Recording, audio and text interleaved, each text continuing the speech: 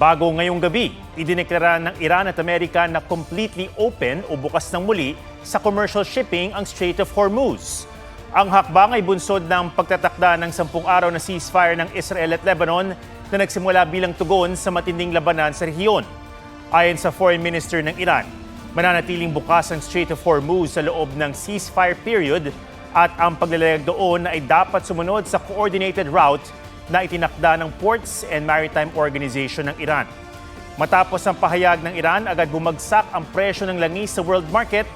Ang Brent crude at US futures parehong nagmura sa $82 to $84 per barrel. Matapos ang ilang linggong nasa lagpas $100 ang mga ito dahil sa giyera sa Middle East. Tinanggap ni US President Donald Trump ang pagbubukas. Nagpasalamat siya at nagpahiwatig ng posibilidad ng mas malawak na negosasyon. Pero anya, mananatili ang blockade ng Amerika sa mga pantala ng Iran. Bago nito, sinabi ni Trump na posibleng mag-usap ang Amerika at Iran ngayong weekend. Ani Trump, maaari siyang magtungo sa Pakistan kung doon mapipirmahan ang kasunduan upang tapusin ang digmaan sa Iran.